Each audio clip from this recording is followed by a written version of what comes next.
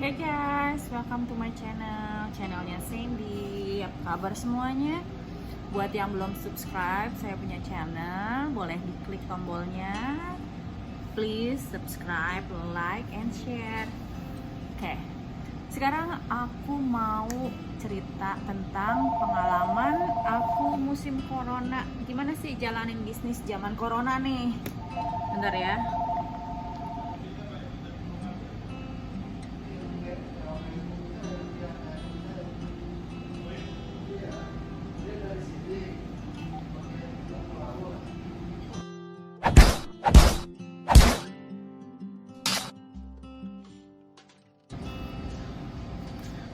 Jadinya waktu kita mulai lockdown, kalau nggak salah pertengahan Maret ya, restoran Budi Sushi itu lagi bisnisnya lagi sibuk-sibuknya. Biasanya bisnis restoran di Amerika peak season itu bulan Maret, Februari, Maret, April. Habis itu April tuh agak slow down.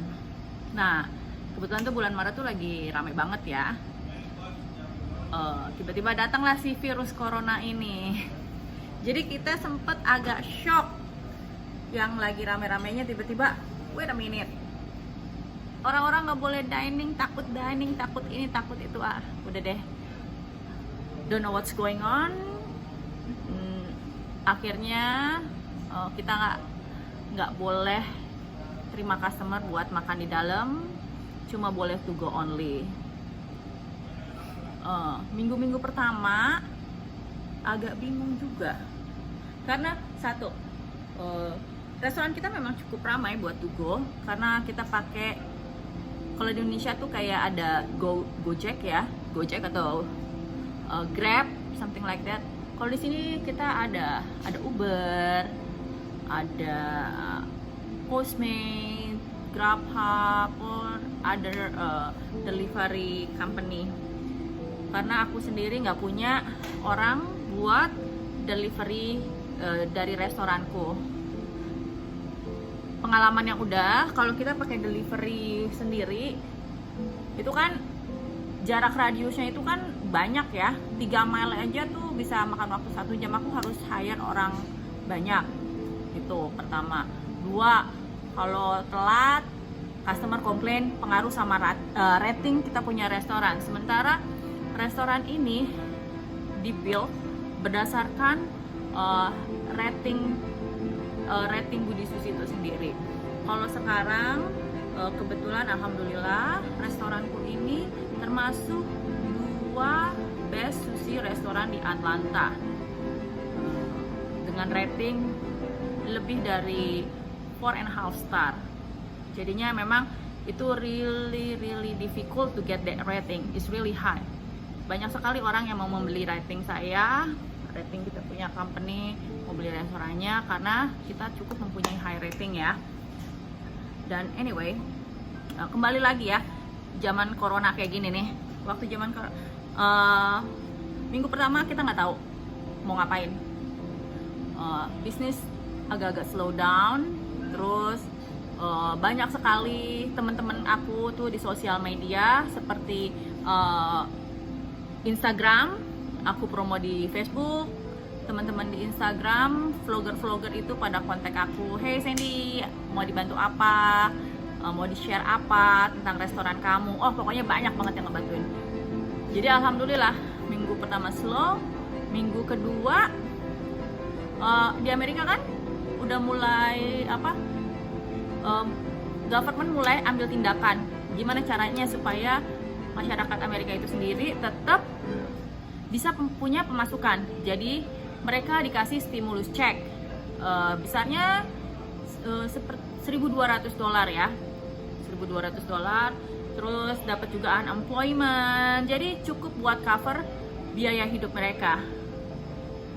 Setelah mereka dapat stimulus check ini dan unemployment, mereka mulai punya daya jual, daya beli bukan daya jual, sorry. Mereka udah mulai punya daya beli ya, nggak seperti waktu minggu-minggu pertama, karena mereka mulai, it's okay, they gonna take care of us. Sementara banyak juga kan kayak yang kerja di rumah, mereka tetap dapat uang ekstra dari pemerintah. Seperti kalau misalnya satu orang adult dapat 1.200 paycheck stimulus money, kalau satu keluarga plus anak-anaknya ada yang dapat mungkin $4.000 gitu loh. Plus mereka masih tetap dapat gaji dari company yang mereka kerja. Jadi daya beli tetap masih ada. Dan temen-temenku atau customer regularku juga really support. I'm just like so happy about it. Mereka tuh benar-benar yang, hey Sandy, mau dibantuin apa? Terus ada perlu apa? Mau di-share apa? Semuanya bantu banget deh. Mereka sampai telepon ke personal segala. Make sure kita baik-baik aja. Terus itu satu. Sosial media, branding, customer relationship itu perlu banget di zaman corona seperti ini. Mungkin di Indonesia juga sama menerapkan cara-cara yang seperti saya lakukan. Gitu. Yang kedua, ilmu sedekah. Ilmu sedekah itu walaupun jumlahnya tidak banyak, tetapi itu alhamdulillah kita terapin juga buat bisnis saya. Terus nomor 2, nomor 3 kita juga buka feed the front line. Mereka bisa beli meal $10 meal buat healthcare hero. Walaupun sampai saat ini jumlah amountnya tidak banyak, tetapi kami dari pihak restoran setiap Jumat tetap memberikan makanan lunch buat pekerja rumah sakit dengan jumlah tertentu.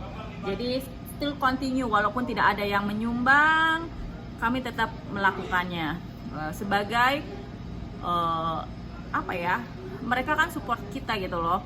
Jadinya timbal balik kita sebagai community ya. Tuh banyak juga kayak dari radio, mereka kontak aku, hey Sandy, aku share, banyak sekali. Majalah juga. Jadinya ya alhamdulillah ya, itu dari segi bisnis. Kalau buat jamnya, jam bisnisku aku rubah. Biasanya tuh kita tuh buka kan jam 11:30 udah harus buka restorannya. Cuma semenjak zaman corona ini, kalau siang itu nggak berapa ramai ya. Paling mereka datang itu kira-kira order jam 1. Jadi aku pikir oke, kita ganti deh jam bisnisnya. Dari jam 11.30 kita buka jam 12, kita tutup jam 2.30 ya.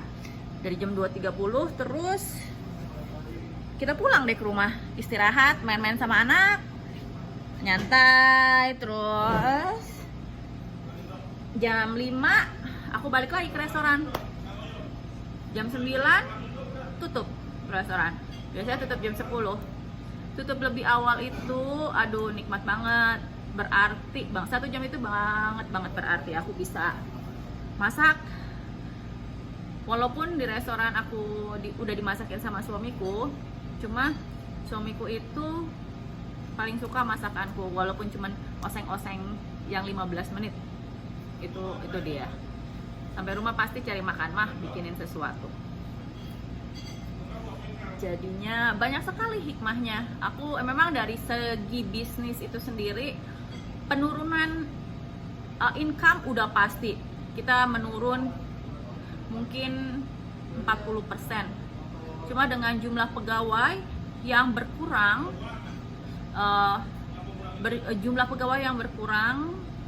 jadinya kita juga tidak banyak hemat buat pegawai itu sendiri ya. Biasanya saya punya pegawai seperti 15 orang, sekarang saya punya cuma 4 atau 5 orang.